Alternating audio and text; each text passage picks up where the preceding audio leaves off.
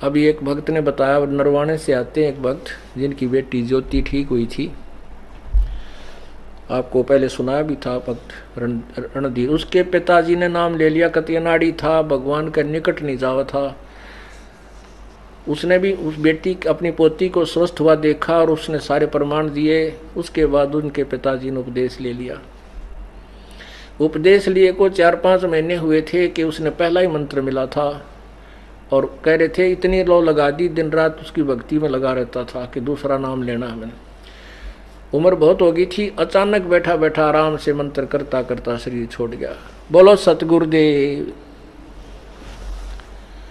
अब ये मोक्ष तो नहीं होगा, लेकिन अभी मनुष्य जीवन तुरंत मिल जाएगा इस व्यक्ति को।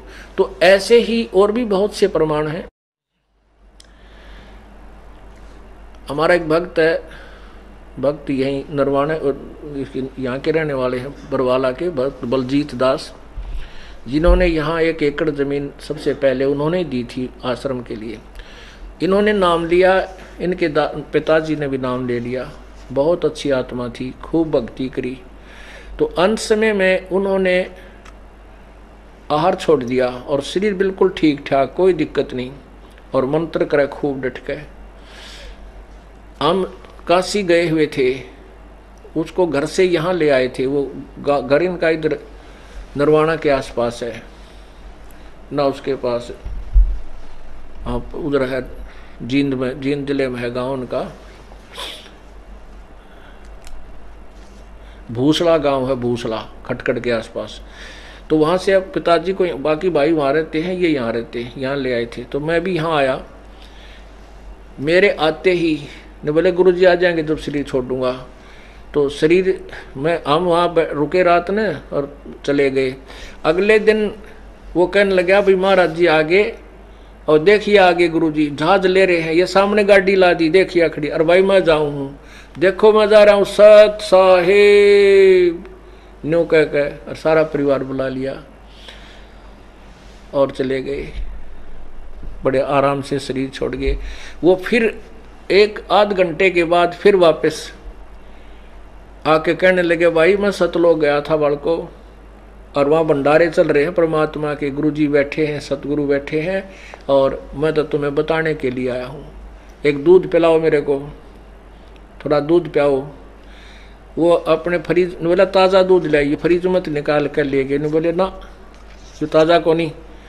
फिर एक और भगत था, उनके गाय थी या भैंस, वहाँ से दूध लाए। जब 1 कटोरी दूध पी कर ने बोला भाई मैं चला, बच्चों लगे रही हो, ये पूर्ण मार्ग है, पूर्ण परमात्मा आए हैं। उस दिन के बाद इस परिवार का ऐसा दृढ़ विश्वास हो गया, समर्पण कर दिया पूरे परिवार ने, रिश्तेदारों ने। बोलो सतगुरुदेव की।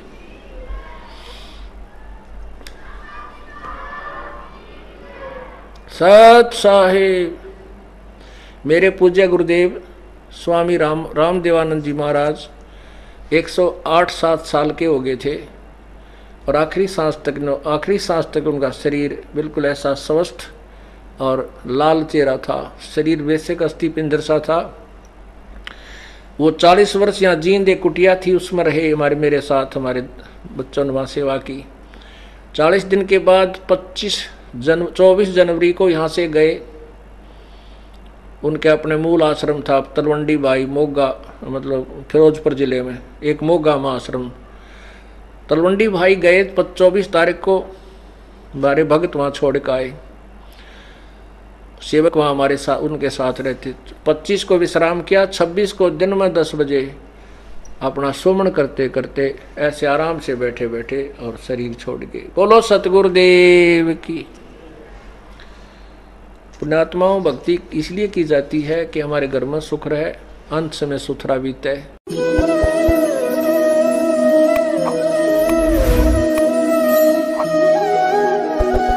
जी के पाठ को ऊंचे ऊंचे सुर में पहले संस्कृत पढ़े, ऊर्ध्व मूलम अधः शाखम, और फिर हिंदी, फिर उसकी हिंदी पढ़े। ऐसे पढ़े कि ये सामने वाला अट्रैक्ट हो जाए और ये लग जा सत भक्ति पे। अब चक्कर क्या पड़ा हुआ है कि हिंदू तो समझते हैं मुसलमानों की भक्ति गलत, और मुसलमान समझते हैं हिंदू गलत साधना करते हैं, और ईसाई समझते हैं कि हम श्रेष्ठ, ठीक हमारी साधना ठीक है, और सिख समझते हैं हम पूजा जो करें सर्वश्रेष्ठ है। अब देखो, यही बात इस 4 दिन में निर्णय होगा कि जो पुण्यात्मा कंटिन्यूस लगातार सुन लेगी उसको कोई संशय नहीं रहेगा साधना क्या होती है। साधना तो एक ही है और वो श्रेष्ठ ही है अगर वो मिल जावत है। जब तक हमें वो नहीं मिलती तब तक हम एक दूसरे को अश्रेष्ठ और अपने को श्रेष्ठ मानते रहते हैं। ये हमारी अल्पज्ञता होती है क्योंकि हम अपने चारों धर्मों के पवित्र शास्त्रों को नहीं समझ पा रहे। अब वर्तमान में उनमें क्या अनमोल खजाना दबा हुआ है, जिसके कारण हम नाना प्रकार की अपनी सोच बनाकर उस पर आधारित हो चुके हैं और उन मूल शास्त्रों से हम दूर हो लिए। अब धर्मदास जी ने जब अपनी सारी क्रिया कर ली और गीता जी का पाठ करके अपना बंद हुए, समापन किया, ठाकुर जी की मूर्ति को अपनी गठड़ी में बांध लिया, तब परमेश्वर कबीर परमात्मा एक जीव का रूप बना के एक साधारण भक्त के रूप में बोलते हैं। कहने लगे, हे वैष्णव महात्मा, वो परमात्मा एक जीव को तो महात्मा कहते हैं, अपने आप को एक तुच्छ जीव बताते हैं। क्या कहते हैं कि हे महात्मा, मैं बहुत भ्रम लिया हूँ, मुझे अभी तक सत मार्ग नहीं मिला भक्ति का। मैंने नहीं कोई मुसलमान संत छोड़ा, ना कोई मुसलमानों वाली क्रिया छोड़ी। मैंने हिंदुओं के महापुरुषों से भी संपर्क किया, ईसाइयों के जो संत हैं उनके पास भी मैं पहुंचा हूँ, लेकिन अभी तक मेरे मन की, मेरी आत्मा की संतुष्टि नहीं हो पा रही कि भक्ति मैं कर रहा हूँ ठीक हूँ। और आपकी जो भक्ति है मुझे बहुत अच्छी लग रही है, आपकी प्यारी प्यारी आवाज मेरे हृदय को खींच रही है। ऐसे कह के वो परमात्मा उस प्यारी आत्मा को अपने सतमार्ग का ज्ञान बताने की चेष्टा करते हैं। इन बातों को सुनकर धर्मदास बड़ा प्रसन्न हुआ कि एक मुसलमान होकर के और मेरी क्रिया को बड़ा अच्छी बता रहा है। तो बताने लगा, कहने लगा, जिंदा बैठ जा, तेरे भाग बड़े जो आप मुसलमान होकर के और मेरी बात को सहन कर लोगे, बताऊंगा उसको सुनोगे।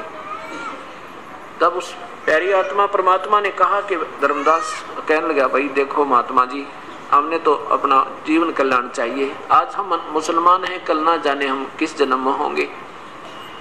आज हम हिंदू हैं, ना जाने कल किस मजहब में हमारा जन्म होगा। अगर आत्म कल्याण नहीं हुआ तो ये मजहब और ये हमारी जाति और ये शरीर सब व्यर्थ रह जाएंगे। मैं तो इस उद्देश्य से निकला हूं कि मेरा कल्याण हो, चाहे किसी भी साधना से हो जाए, मुझे तो प्रभु चाहिए। आज हम हिंदू हैं, कल पशु बन जाएंगे। आज हम मुसलमान हैं, कल हम पशु बन जाएंगे। आज हम ईसाई हैं तो कल ना जाने किस जूनी में चले जाएंगे। आज हम सिख हैं तो ना जाने कहाँ हमारा डेरा होगा, अगर भक्ति ठीक नहीं बनी तो। धर्मदास इस बात से बड़ा प्रभावित हुआ और कहने लगा, बैठ जा, मैं बताता हूँ आपको भक्ति। कान जी बताइए। मैं ना गीता जी का पाठ करते नित्य हूँ, और गीता जी एक ऐसा पवित्र शास्त्र, इसके बराबर, इसके तुल्य पृथ्वी पर शास्त्र नहीं है।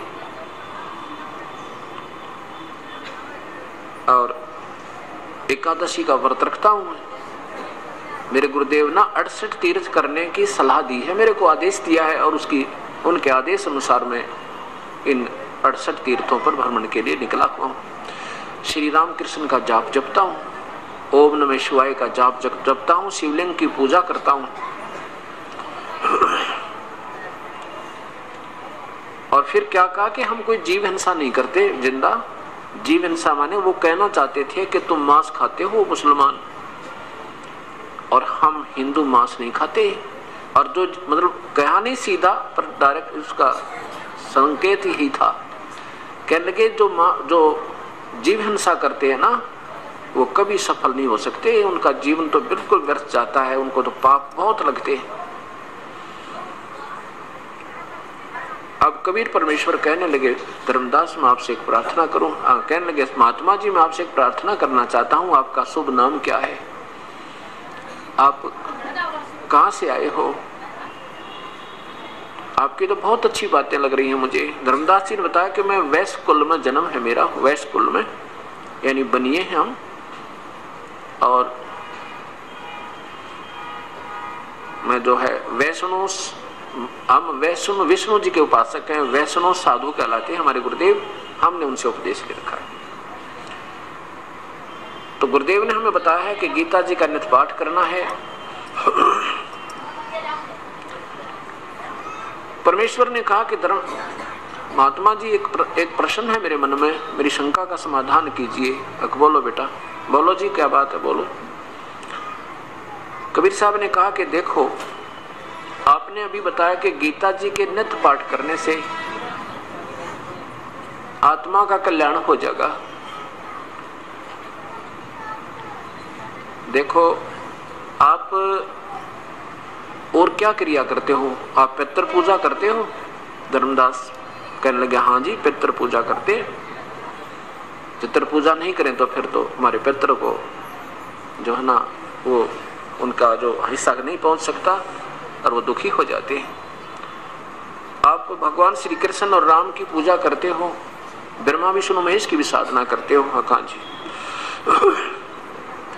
और गीता जी का नित्य पाठ भी करते हो? हाँ जी। देखो, गीता जी के पाठ करने से लाभ नहीं, जैसा गीता जी में वर्णन है ऐसा आचरण करने से लाभ होगा। एक जमींदार था, वो वृद्ध हो गया और उसको संतान जब हुई तो वो थोड़ी सी लेट हुई। पुत्र जब उत्पत्ति हुई उनके तो वो वृद्ध हो चुका था। जब वो लड़का 12 वर्ष का था तो वो पिता लगभग 60 और 65 वर्ष की आयु का था। अब पिता ने सोचा कि तेरा इकलौता पुत्र है, कहीं अपने व्यवसाय में ये मार ना खा जावे, इसलिए क्यों ना मैं अपने अनुभव को, सारे जीवन के अनुभव को और पूरा विवरण लिख दूं एक किसी पैड पे, बही में। उसने अपना पूरा एक्सपीरियंस हर क्रॉप का, हर फसल का, किस में बीजनी चाहिए, उसमें कितना, एक एकड़ में कितना बीज डलेगा, कितनी बार उसकी, किस समय में उसमें पानी डाला जाएगा, किस समय उसमें खाद डालनी है, फिर क्या स्थिति होगी, उसको कैसे संभालना है, ऐसी स्थिति हो जाए तो उसमें ऐसे खाद डालना है। तो सब कुछ लिख के और एक पूरी बही के अंदर यानी एक पैड में लिख दिया और कहा, पुत्र इस पैड को पढ़ना और इसके अनुसार बेटा खेती करना, तू अपना व्यवसाय करना, तो सफल रहेगा। अब एक बात बताओ धर्मदास जी, परमात्मा पूछ रहे हैं उस प्यारी आत्मा से कि अगर वो जमींदार का पुत्र उस लिखे हुए लेख को, पिताजी के द्वारा लिखे अनुभव को डेली पढ़े और ऐसा करेगा नहीं जैसा उसमें वर्णन है, तो क्या होगा? क्या वो धनी हो जाएगा? क्या उसका कल्याण होगा, उसको लाभ होगा? धर्मदास जी कहने लगे, नहीं जी, बिल्कुल नहीं हो सकता, वो तो भूखा मरेगा। तो ठीक इसी प्रकार जैसा अपने पवित्र शास्त्र गीता जी में लिखा है ऐसा आप नहीं कर रहे हो, मैं नहीं कर रहा हूं, तो फिर क्या होगा? कल्याण होगा या हानि होगी? धर्मदास जी कहने लगे, जी तो हानि होगी और गीता जी अनुसार हम नहीं करेंगे तो पूजा। तो गीता जी, आप बताओ गीता जी किसने बोला? पहले ये बताओ मुझे कि गीता जी किसने बोला? धर्मदास जी कहता है बेधड़के से कि भगवान श्री कृष्ण जी ने गीता बोला। परमात्मा कहने लगे, धर्मदास यही सबसे बड़ी भूल है, गीता श्री कृष्ण जी ने नहीं बोला, शरीर श्री कृष्ण जी का था, बोलने वाला काल था। और वो काल कौन है? ये ब्रह्मा विष्णु महेश का पिता है और दुर्गा या शेरा वाली इन तीनों की मां है। इस बात को सुनकर धर्मदास की तौड़ी चढ़ गई और कहने लगा, मुसलमान हो गया तू? कहने लगा, तू मुसलमान है ना, इसलिए हमारे देवताओं की तो बेइज्जती करना चाहता है। तुझे क्या मालूम गीता के बारे में? तू क्या जान सकता है गीता के बारे में? हमारे से ज्यादा क्या तुम जान जाओगे? कबीर साहब ने कहा, देखो स्वामी जी, नाराज ना हो, मैं तो एक शंका का समाधान चाह रहा हूं आपसे, मैं तो आपका दास हूं, आप नाराज ना हो। आप एक बार गीता जी को उठा लो। गीता जी कोई किसी का व्यक्ति विशेष का शास्त्र नहीं है और ये पवित्र शास्त्र उस समय लिखा गया था, ना तो कोई हिंदू था, ना मुसलमान, सिख, ना ईसाई, हम एक पिता की संतान है, हमारे पूर्वज एक थे। आपके नहीं किसी सर्कमस्टांसेज में, किसी ऐसी मजबूरियों के कारण अलग हो गए हैं, लेकिन हम एक हैं, आज भी एक हैं। जब थोड़ी सी विवेक से सोचेंगे तो आज भी दो नहीं। लेकिन गीता जी में जो लिखा वो सोचो आप क्या लिखा है और किसने बोला है। धर्मदास चुप हो गया कि चल इसने कह लेने दे, जो ये कहेगा थोड़ी सी देर और सुन लेता हूं भाई। क्यों? धार्मिक आत्माओं में एक विशेष कसक होती है और ज्यादा वाद विवाद नहीं होता। बेशक दुखी हो रहा था उनकी बातों से, फिर सोचा कि देखते ही क्या बताएगा भाई। कृष्ण जी ने नहीं बोली तो और किसने बोली, क्या जाने इन बातों को। तो ऐसा वो सोचकर परमात्मा ने कहा, देखो गीता जी के ज्ञान की कब आवश्यकता पड़ी कि जब अर्जुन युद्ध करने से मना कर देता है। और युद्ध क्यों हो रहा था कि कौरव और पांडवों का आपस में भाई बंटवारा नहीं हो रहा था। एक भाई बंटवारा था, ये कोई धर्म युद्ध नहीं था। धर्म युद्ध तो वो होता जो सेनाओं पर लड़े, एक देश दूसरे पर बदमाशी करे तो उसके लिए सिरदर्द की बाजी लगाओ, तो वो धर्म युद्ध होता है। और ये तो एक भाइयों का आपस में बंटवारा था, ये नहीं हो रहा था लड़ाई होगी। और जब युद्ध दोनों का बंटवारा नहीं हो रहा था तो भगवान श्री कृष्ण 3 बार गए थे शांति दूत बनकर और दोनों को समझा रहे थे भैया लड़ाई ठीक नहीं, युद्ध बहुत बुरी चीज होती है। दोनों को बैठकर खूब समझा के देखो ये सब पृथ्वी यही है, अरबों खरबों व्यक्ति इस पर कब्जा कर कर मर गए हैं, राजा चले गए इनके ऊपर अपनी राज को बना बना के, आज उनका नामो निशान नहीं है। रावण जैसे चले गए बकवाद करके, भाई ये युद्ध अच्छी बात नहीं है, लेकिन नहीं माने। बोलो सतगुरुदेव की जय। बंदी छोड़ कबीर साहेब की जय। बंदी छोड़ गरीबदास जी महाराज की जय। स्वामी रामदेवानंद जी गुरु महाराज की जय। सर्व संतों की जय। सर्व भक्तों की जय। धर्मी पुरुषों की जय। श्री काशी धाम की जय। श्री छुड़ानी धाम की जय। श्री करोथा धाम की जय। सत साहिब ग्रीब नमो नमो सतपुरुष को नमस्कार गुरु की नहीं। सुर नर मुनि जन साधुआ संतों सर्वस दीन। सतगुरु साहेब संत सब डंडो तुम प्रणाम। आगे पीछे मध्य हुए किनको जा कुर्बान। निराकार निर्विषम काल जाल व वंदनम। निर्लेपम निज नीर गुणम अकल अनुप बेसुन धुनम। सोहम सुरति समाप्तम सकल समाना नीरत लय। उज्ज्वल हिरंबर हरदम बेपरवाह था है। वार पार नहीं मध्य तुम ग्रीब जो सुमर सिद्ध होई। गणनायक गलताना करो अनुग्रह सोई। पारस पद परवाना आदि गणेश मनाम।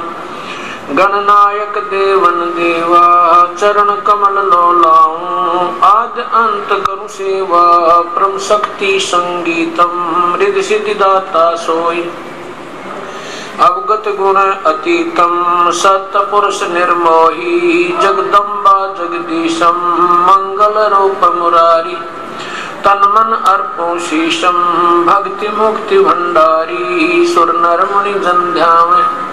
ब्रह्मा विष्णु महेशा शेष शेष मुख गावे। पूजय आदि गणेशा इंद्र कुबेर सरीखा। वरुण धर्म राय ध्यावे। समर्थ देवन जी का मन इच्छा फल पावे। 33 कोटि अदारा ध्यावे से 88 उतर भव जल पारा। कट है यम की फांसी 33 कोटि अदारा ध्यावे से 88 उतर भव जल पारा। कट है यम की फांसी।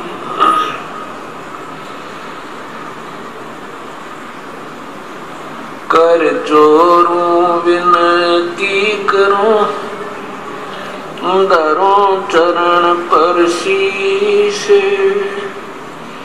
गुरु राम देवानंद जी महाराज ने दियो नाम बख्शीश। कोट कोटि कोटि सिजदा करूं, कोटि कोटि प्रणाम। चरण कमल में राखियो, मैं बंदी जाम गुलाम। कुत्ता तेरे दरबार का, मोतिया मेरा नाम। गले प्रेम की जेवड़ी, जा खेचो जाऊं मैं। तो करो तो बावन, दूर दूर करो तो जाऊं। जो राखो तो ही रहूं, जो देवो सुख। अवगुण किए तो बहुत किए, करत न मानी हार। बावे बंदा बख्श दियो, बावे गर्दन उतार। अवगुण मेरे ही बाप जी, बख्शो गरीब नवाजी।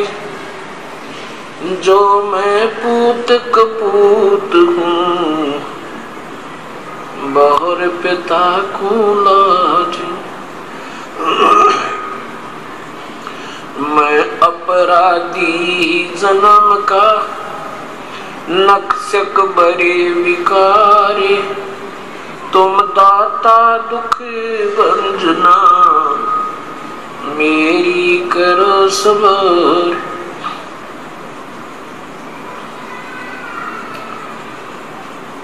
परमपिता परमात्मा पूर्ण ब्रह्म, सारी सृष्टि के रचनहार, कुल मालिक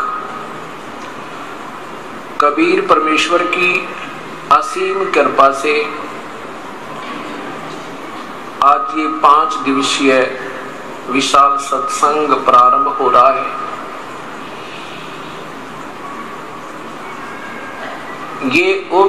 ये उस शुभ समागम का प्रारंभ है जो उस परम पिता परमेश्वर के अपने सतलोक से इस काल के लोक में प्रकट होने का वो शुभ दिन ज्येष्ठ सुदी पूर्णमासी है, जिस दिन वो परमेश्वर अपने सतलोक को त्याग कर यहां बनारस के अंदर विक्रमी संवत 1455 सन 1398 के अंदर ज्येष्ठ सुदी पूर्णमासी ब्रह्म मुहूर्त सूर्य उदय होने से 1.5 घंटा लगभग पूर्व जो होता उसे ब्रह्म मुहूर्त कहते हैं। मैं आकर के लहर तारा तालाब वाराणसी अर्थात काशी के अंदर एक बालक रूप बनाकर एक कमल के फूल के ऊपर विराजमान हुए थे।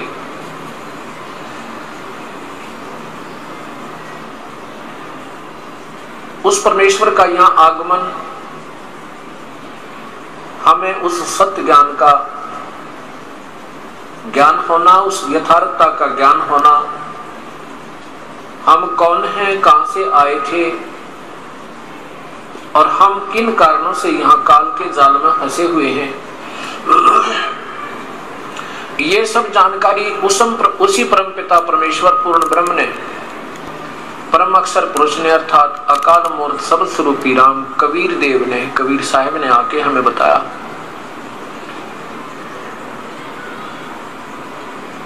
उसके उपलक्ष्य में ये 5 दिवसीय विशाल सत्संग मनाया जा रहा है। ऐसे शुभ समागम सदियों पर्यंत प्रारंभ हुआ करते हैं।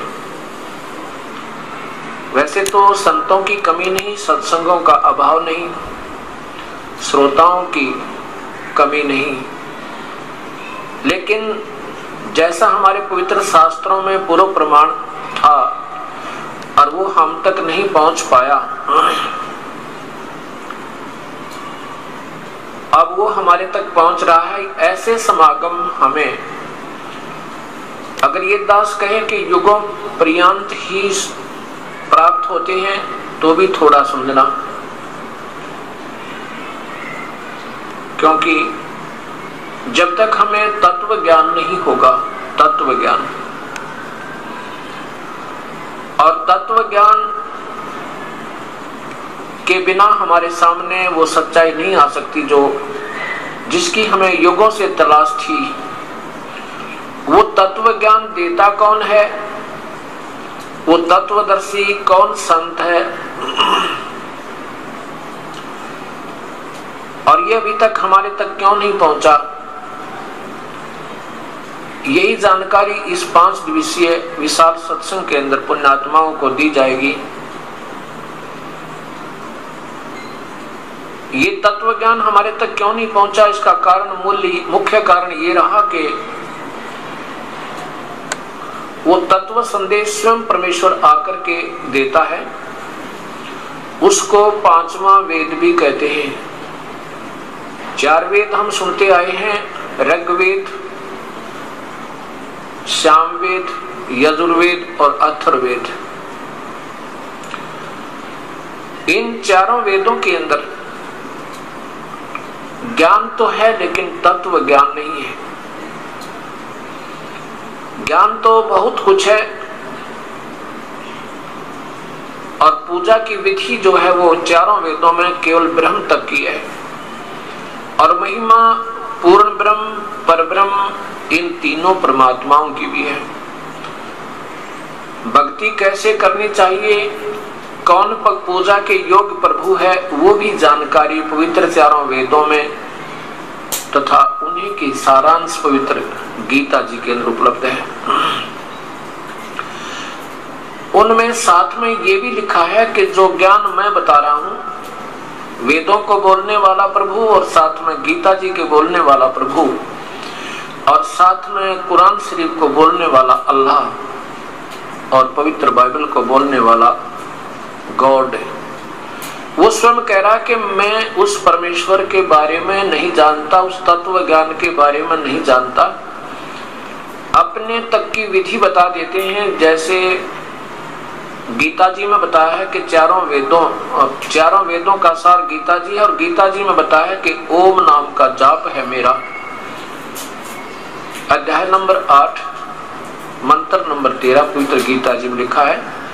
गीता बोलने वाला भगवान कहता है कि माम ब्रह्म मुझ ब्रह्म का ओम इति एक अक्षरम व्यवहारन अनुस्मरण, मेरा तो केवल एक ओम नाम है जो उच्चारण करके जाप करना है, और ये कब तक सिमरण करना है, ये याति तजन देहम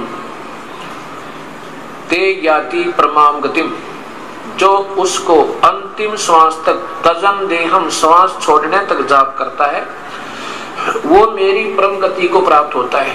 कौन? गीता बोलने वाला भगवान कहता है कि मेरा तो केवल ओम नाम है, और ओम नाम के जाप से मेरे से जो लाभ मिलेगा वहां तक की परम गति तुझे प्राप्त हो जाएगी। और फिर बताया है कि मेरी जो गति है, मैं जो साधना दूंगा, मुझसे जो लाभ तुझे होगा वो भी पूर्ण नहीं है, वो भी अनुत्तमाम है। क्यों अनुत्तमाम है? क्योंकि वो पूर्ण परमात्मा ही पूजा के योग्य है। उसी की भक्ति से प्राणी को पूर्ण लाभ होगा, उसी की भक्ति से पाप कटेंगे, पापों का विनाश होगा, जन्म मृत्यु रहित होंगे। और अपनी भक्ति से बताते हैं कि मेरी भक्ति से तो न जन्म मरण मिटे, कर्म का दंड भी नहीं कट सकता, जैसा किया है वैसा ही भोगना होगा, और अर्जुन युद्ध भी करना होगा और मेरा सिमरण भी करते रहना होगा।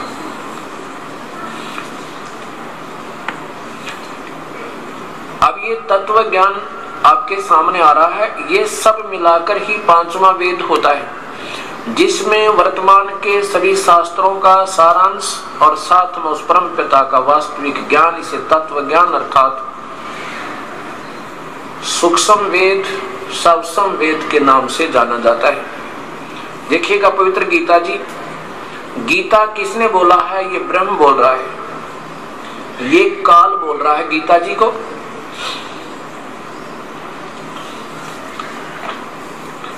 इसमें अध्याय नंबर 8 का और नीचे देखिएगा ये 13 नंबर श्लोक है, मंत्र है। इसमें कहा कि ओम इति एकाक्षरम माम ब्रह्म, मुझ ब्रह्म का व्याहरण अनुसमरण, मुझ ब्रह्म का तो केवल एक ओम अक्षर है। यही इति माने यही एक ओम अक्षर है। यह प्रयाति तजन देहम, और जिसको अंतिम श्वास तक उसकी साधना करनी होगी, जो अंतिम श्वास तक या शरीर छोड़ने तक, तजन देहम शरीर छोड़ने तक, सहयाति परमाम गति, वो मेरी परम गति को प्राप्त होता। अर्थात मैं जो लाभ दे सकता हूं, ब्रह्म बोल रहा है, तो वो उसको प्राप्त होगा जो केवल ओम नाम जपेगा, अन्य कोई मंत्र नहीं। और अपनी प्राम गति को कहता, जो मैं गति दूंगा उसको, वो कैसी बताई है, ये देखो इनका सरलार्थ भी देख लीजिए। सब इंद्रियों के तो ये तो ऊपर 12वें का है, 12वें का सब इंद्रियों के द्वारों को रोककर तथा मन को हृदय देश में स्थिर करके उस जीते हुए मन के द्वारा प्राणों को मस्तक में स्थापित करके परमात्मा संबंधी योग धारणा में ओम सचित होकर, यहां से है 13वें का, यह जो पुरुष ओम,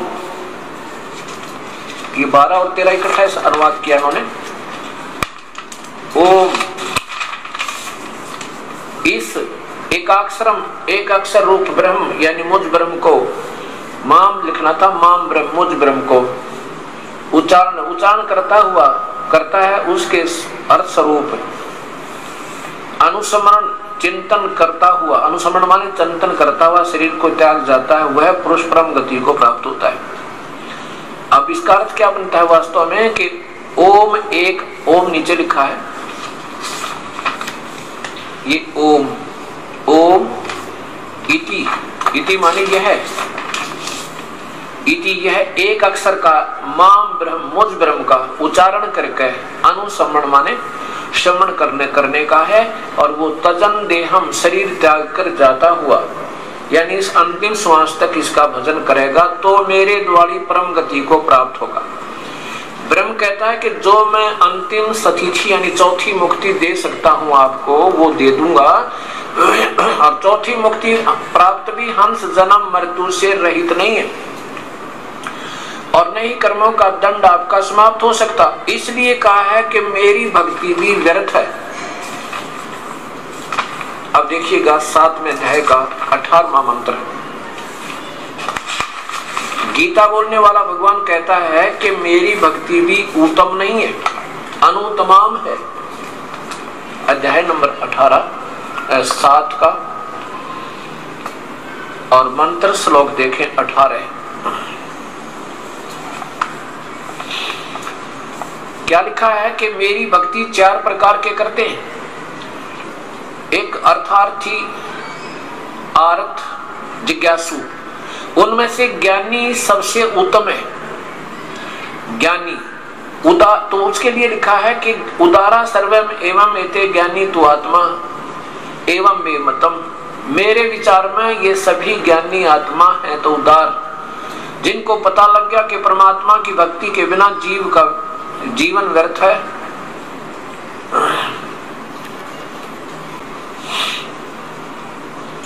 तो इसमें बताया कि जो ज्ञानी वो हैं जिनको पता लग गया कि परमात्मा की भक्ति के बिना जीवन व्यर्थ है, और उनको ये ज्ञान हुआ कि केवल एक प्रभु ही भक्ति योग्य है, अन्य नहीं है। तो उनके बारे में कहा कि उदारा सर्वम एवं एते ज्ञानी तु आत्मा एवं मे मतम। मेरे विचार में ये सभी ज्ञानी आत्मा जो हैं ये हैं तो उदार विचारी। आस्थित सही युक्त आत्मा माम एवं अनुत्तमाम गति। और ये मेरे वाली, माम माने मुझ में ही, अनुत्तमा माने घटिया, व्यर्थ की गति, यानी जो मेरे वाली परम गति है उसको स्वयं भगवान कह रहे अनुत्तमाम, मेरी इस अनुत्तमाम गति में आश्रित रही, क्योंकि उनको वो पूर्ण परमात्मा का मार्गदर्शन करने वाला तत्वदर्शी संत नहीं मिला। आप देखिए इन्होंने अनुत्तमा माने क्या लिखा है, अति उत्तम लिख दिया। ये लिखना चाहिए था अति व्यर्थ। अनुत्तमा माने अति उत्तम नहीं होता। अब देखिएगा चौथे अध्याय का 34वें श्लोक में लिखा है कि अर्जुन, अगर तुझे परम पिता पूर्ण ब्रह्म की भक्ति चाहिए तो उस तत्वदर्शी संत की तलाश कर ले, और उस ज्ञान को तू तत्वदर्शी ज्ञानियों के पास जाकर समझ। अध्याय नंबर 4 का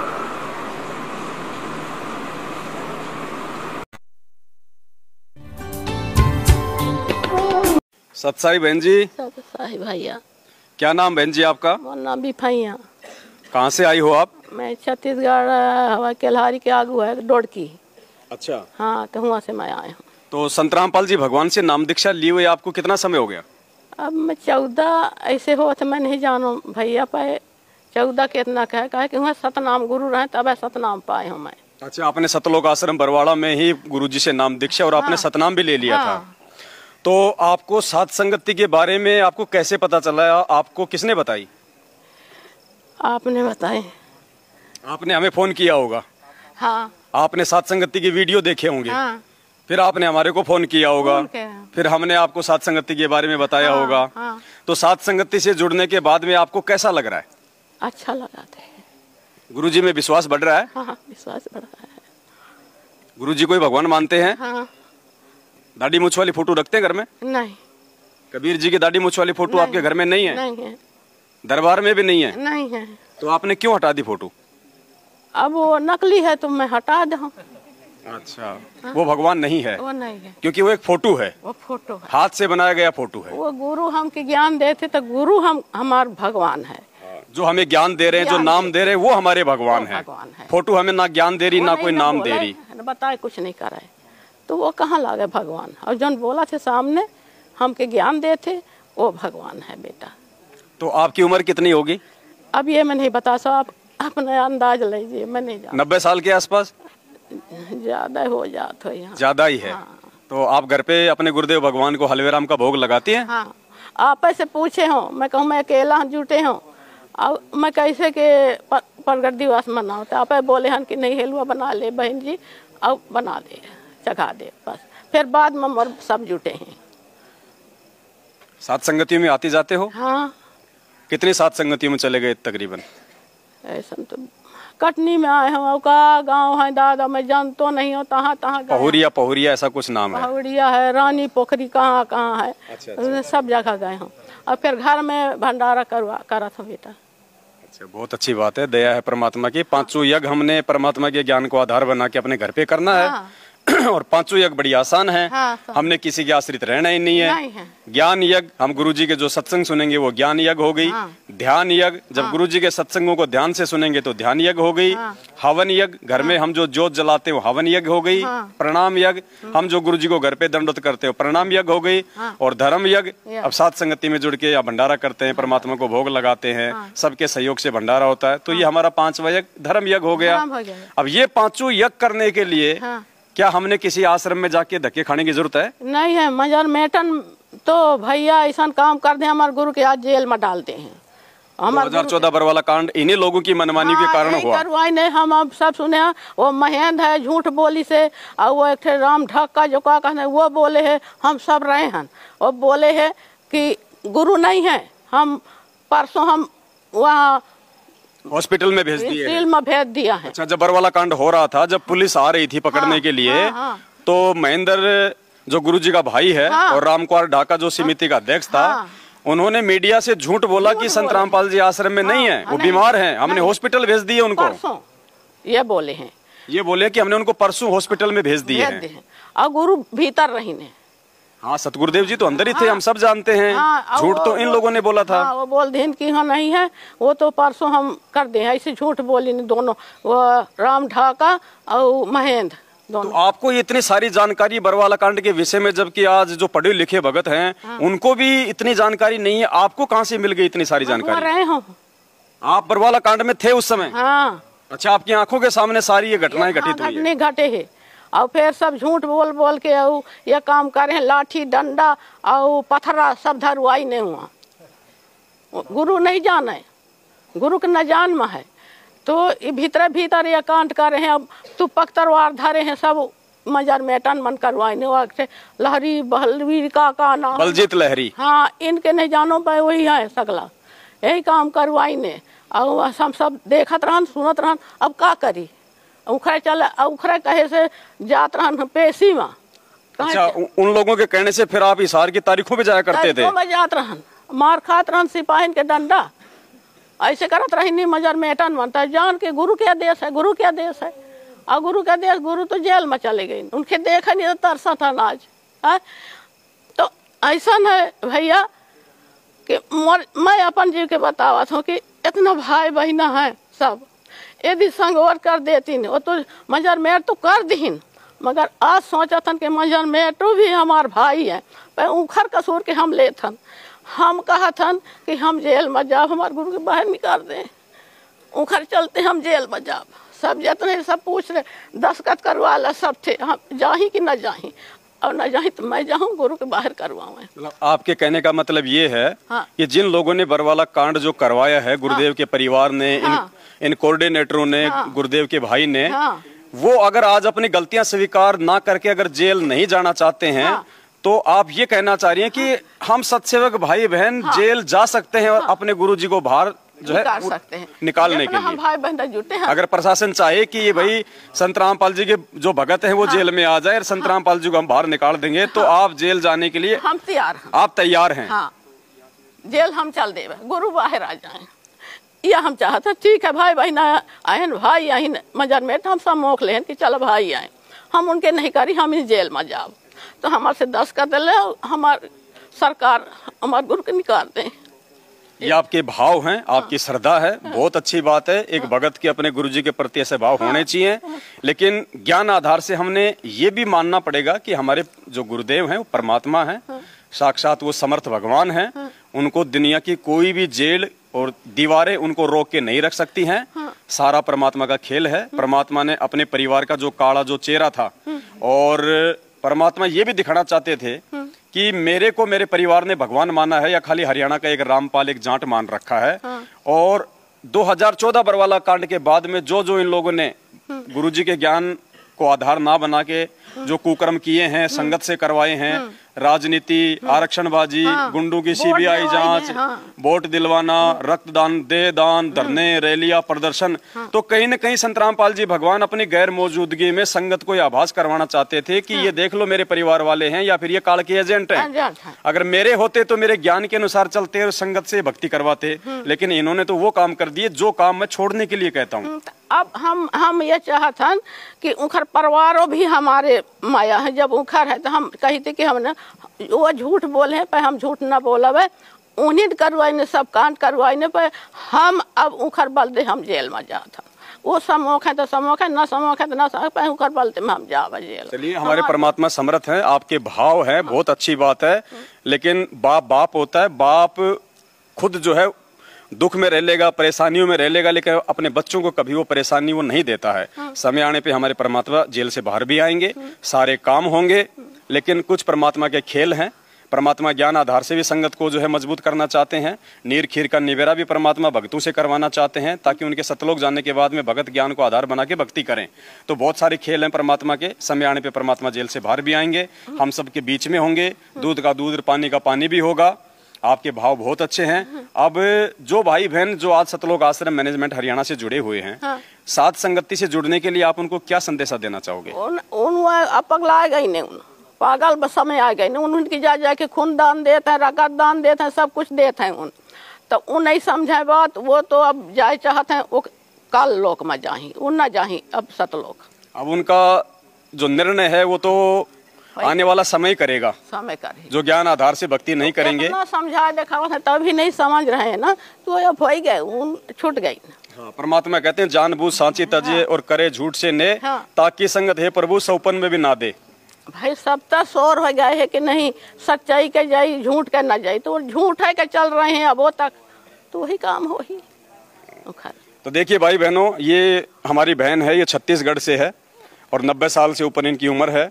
काफी समय से सात संगतियों से जुड़ी हुई है बरावाला कांड के विषय को लेके, और वर्तमान में संगत में गुरुदेव के परिवार के द्वारा, इन कोऑर्डिनेटरों के द्वारा जो भगत समाज को ज्ञान आधार से दूर करके उनसे जो मर्यादा तोड़वाई जा रही है, कभी बीजेपी को वोट, कभी कांग्रेस को वोट, कभी आरक्षणबाजी, कभी आनंदपाल सिंह जैसों की सीबीआई जांच करवाना, भगत समाज से ज्योति पाठ और दान का पैसा लेना, जो पैसा वो लोग लेने के अधिकारी भी नहीं है। तो माता जी को इतनी सारी जानकारियां हैं। मैं विनती करूंगा मेरे पढ़े लिखे भगत भाई बहनों से जो सतलोक आश्रम मैनेजमेंट हरियाणा से जुड़े हुए हैं, भाई आंखें खोलो, ये भक्ति ज्ञान आधार की है। देखा देखी की, आंखों पे काली पट्टी बांध के चलने की, भेड़ चाल में चलने की बिल्कुल भी नहीं है। बाद में मार खा जाओगे, संभलने का मौका नहीं मिलेगा। समय रहते साथ संगति से जुड़ जाओ, ज्ञान आधार से निर्णय करो कि परमात्मा सत्सेवकों के साथ में है या फिर उस भीड़ के साथ में है, क्योंकि ये मार्ग भीड़ का नहीं है। भीड़ के साथ परमात्मा नहीं होता है, इस चीज को नोट कर लेना। अगर ज्ञान को आधार बनाओगे तो परमात्मा साथ में रहेगा, आने वाली आपत्ति और विपत्तियों से भी आपको बचाएगा। अन्यथा जीवन में रगड़े रगड़े होंगे, रोड़े रोड़े होंगे, फिर परमात्मा आपका कोई सहयोग नहीं करेगा आने वाले विनाशकारी समय में। तो शिक्षा लो कुछ हमारी ऐसी माता बहनों से जो आपकी तरह ना तो ये पढ़ी लिखी हैं, ना ही ज्यादा ये चालाक और चतुर हैं, लेकिन ये दिल की साफ हैं। ये अपने गुरु को भगवान मानती हैं, घर पे अपने गुरु जी को भोग लगाती हैं, दरबार में केवल अपने गुरुदेव का इन्होंने फोटो लगा रखा है। क्यों? क्योंकि ये भगवान को ज्ञान आधार से पहचान चुकी हैं कि मोक्ष वो दाढ़ी मूछ वाली फोटो नहीं देगी हमें। सत्संग, ज्ञान, नाम दाढ़ी मूछ वाली फोटो ने नहीं दिए, हमारे गुरुदेव भगवान ने दिए हैं। और गुरुदेव भगवान के प्रति एडी से चोटी तक समर्पित होने के बाद ही ये परमात्मा हम पे प्रसन्न होंगे और हमें मोक्ष मिलेगा, अन्यथा लाख जन्म भी नहीं मिलेगा। दो नाव की सवारी करने वाला हमेशा डूबता है, और मालिक भी कहते हैं कि गुरु और गोविंद दो नहीं भाई, और जब तक जो दो समझेगा वो नरक में जाए। तो भाई नरक में जाने की भक्ति सतलोक आश्रम मैनेजमेंट हरियाणा के साथ में जुड़ के ना कीजिएगा। समय रहते साथ संगति से जुड़ जाओ। यूट्यूब पे, फेसबुक पे शंका समाधान विद पवन दास या फिर पवन दास इज लाइव सर्च करो, साथ संगति के वीडियो देखो, ज्ञान को आधार बनाओ। बहुत बहुत धन्यवाद माई आपका। और कुछ कहना चाहेंगे? हाँ, ये कि वो कहा थे मन में वो सोचा थे कि हम बड़े हन, हम वो करे हन, तो हम सतलोक कहते हैं हम सतलोक का जाब, सतलोक कैसे जाइए, तुम का न का कर रहे हो, सतलोक जान तो बैठे हैं सज धज के। तो वो सत्य के यही से सत का वकाल में जाए के वो खाही आगी मजर ही तउन मजर मेट बन गई ने उन। माई कह रही है कि परमात्मा के जो परिवार वाले होते हैं, जो उनके आसपास जो लोग रहते हैं ना, वो लोग जो है वो धर्मदास के वंशजों की तरह वो अभिमानी बन जाते हैं। फिर वो परमात्मा के ज्ञान को आधार कम और अपनी मनमानियां ज्यादा करते हैं, जिस कारण से वो सोचते हैं कि हम लोग जाएंगे अमरलोक में, लेकिन वो नरक लोक में जाने की जो है वो प्रयास वो करते रहते हैं। तो भाई कुछ शिक्षा लो। माई आपको कितनी अच्छी अच्छी बातें बता रही है, विचार करना चाहिए। भगत समाज पढ़ा लिखा है, परमात्मा ने इतना अच्छा ज्ञान दे दिया हमारे को, दोबारा मौका नहीं मिलेगा। ये थोड़ी सी भीड़ को देख के या फिर हम लोग जो इनकी गालियां खाते हैं, मार खाते हैं, इन सब बातों से हमारे को कमजोर समझ के ये ना सोचना कि ये तो ऐसे फालतू में। मार खा के ही भक्ति मिलती है। 650 साल पहले परमात्मा ने मार खाई थी, आज आके फिर ये परमात्मा मार खा रहा है। 2 बार की जेल जा लिया, वहां पे रिमांड भी होता है, सब कुछ होता है, लोगों की गालियां भी खाई हैं। अब परमात्मा के अगर 25 पे कोई चलेगा तो उसके साथ भी काल भगवान परमात्मा के जैसा ही जो है वो सलूक वो करवाएगा।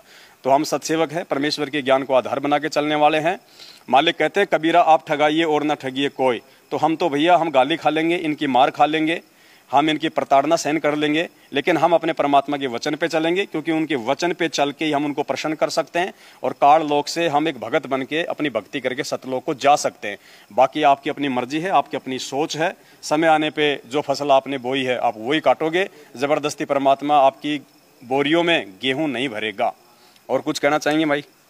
अब कुछ नहीं कह सकूं भैया। अब उखर समझदार है, हम तो उखर कसूर के हम ले चाहत हन, पर मजन में नहीं समझाते हैं, बोले नहीं समझाते है ना, तो नरका में तो जावे करी। अब इतना कसूर कर डाली, हमारे गुरु के बंद करवा दीन। आज हम तड़प रहे, रो रहे अपने पिता खती, और उन तन खुशी मनाने पैसा पटो रहा था, और पैसा के कौने कोठिला में लेके धर ही, एक दिन मौत आ जाए तो फिर वो कहाँ लेके धर ही धर के।